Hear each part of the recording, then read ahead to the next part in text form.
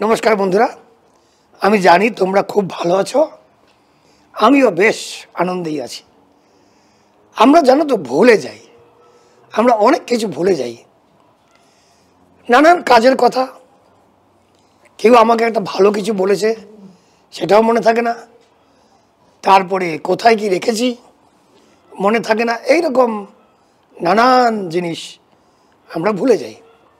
দুটো জিনিস আমরা ভুলি না, দুশ্চিন্তা, খারাপ খারাপ চিন্তা, স্ট্রেস, অ্যাংজাইটি। আরেকটা হচ্ছে টাকা কোথা থেকে আসবে, কম পড়ে গেল, সামনের মাসে কি করব, বাড়ি কিনে ফেলেছি ইএমআই দিতে হবে, ভুলি না দুশ্চিন্তা। গাড়ি কিনে ফেলেছি ইএমআই দিতে হবে, ভুলতে পারি না দুশ্চিন্তা, স্ট্রেস অ্যান্ড টেনশন। আর টাকা পয়সা ছাড়া আরেকটা যেটা আমরা ভুলি না, এই দুশ্চিন্তার মধ্যেই পড়ে, সেটা হচ্ছে অপমান, ছোট হয়ে যাওয়া। কে আমাকে ছোট করে ফেললো, কে আমার থেকে বেশি স্মার্ট হয়ে গেল, কার কারণে আমার মুখটা নিচু হয়ে গেল, এইগুলো আমরা ভুলতে পারি না। দুদিন আগে এখানে একজন লোকাল মানুষের সঙ্গে কথা হচ্ছিল, আফ্রিকান, জাম্বিয়ান। ওরা খুব ভালো মানুষ হয়, তো অতি সাধারণ একটি মানুষ। আমি একটু বিকেলবেলা চিন্তা মগ্নভাবে বসেছিলাম, তা ভদ্রলোক জিজ্ঞেস করলেন কি হয়েছে। আমি বললাম না, কাজের চাপ আছে, একটু কাজের কথা ভাবছি। আমি বসেছিলাম আমার বাড়ির বারান্দায়, এখানে যেখানে আমি এই ভিডিও রেকর্ডিংটা করছি। তো উনি আমাকে জিজ্ঞেস করলেন কাজের চাপ তো বাড়িতে কেন। আমি বললাম মানে।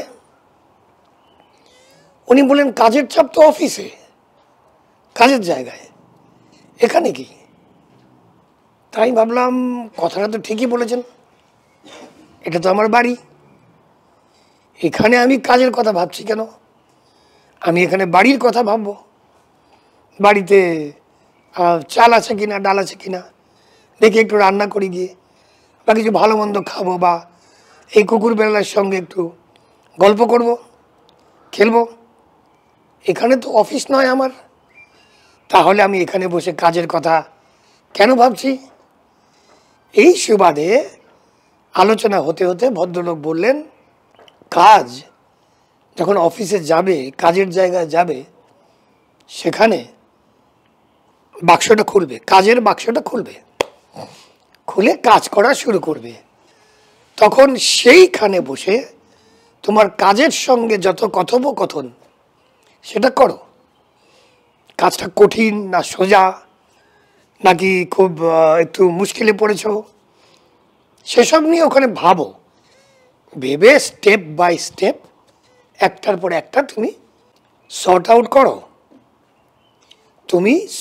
করো, তারপরে যখন বিকেল 5টা বেজে যাবে বা 7টা বেজে যাবে, যখনই তোমার অফিস থেকে আসার সময়, তখন কাজগুলোকে সেই বাক্সে ভরে বন্ধ করে দাও, থ্যাংক ইউ দাও, বলো থ্যাংক ইউ আমার কাজ ভাই বা কাজ বোনকে থ্যাংক ইউ দাও, ধন্যবাদ দাও, বলো থ্যাংক ইউ ভেরি মাচ, সারাদিন তোমরা আমার সঙ্গে ছিলে, আমরা অনেক আনন্দ করেছি, আমরা দুজনে মিলে অনেক সমস্যার সমাধান করেছি, অনেক ভালো ভালো কাজ করেছি, অনেক ভালো ব্যবসা করেছি।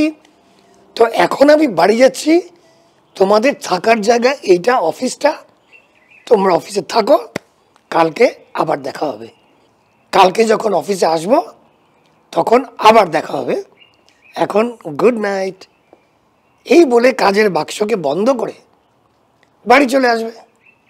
বাড়িতে এসে কাজটাকে রেখে এসছো অফিসে, কাজেই তোমার তো সেই কাজগুলোকে সঙ্গে নিয়ে আসার দরকার নেই। যখন কাজের বাক্সটা বন্ধ করবে তখন কাজগুলোকে বলবে অফিসে যে সরি, তোমাদের বাড়িতে নিয়ে যেতে পারবো না, কারণ বাড়িতে আমার আরও অন্যান্য লোকজন আছে, তাদেরকে আমার সময় দিতে হবে। কাজেই কাজ ভাই, কাজ বোন, তোমরা অফিসে থাকো। এইভাবে আমরা যদি আমাদের বিভিন্ন টেনশন এবং স্ট্রেসগুলোকে আমাদের ব্যক্তিগত জীবনের সঙ্গে না মিলিয়ে রাখতে পারি, তাহলে দেখবে স্ট্রেস লেভেল, অ্যাংজাইটি লেভেল, মানসিক অবসাদ অনেক কমে গেছে। টাকা পয়সার ঘটনাটা যেমন কোথা থেকে আসবে, কত আরও লাগবে, কত কম পড়ছে, এই ঘটনাগুলো দেখবে, এই যে মানসিক যাতনাগুলো সারাক্ষণ মনের মধ্যে লেগে থাকে, তখন কি করবে? Let go. লেট গো, হাল ছেড়ে দেওয়ার কথা বলছি না। লেট গো মানে কিন্তু হাল ছেড়ে দেওয়া নয়। হাল ছেড়ে দেওয়ার ইংরেজি হচ্ছে গিভ আপ। হাল ছেড়ে দিলাম, আই গিভ আপ, হাত উঁচু করে দিলাম, সারেন্ডার, সেটা নয়। লেট গো মানে বয়ে যেতে দাও।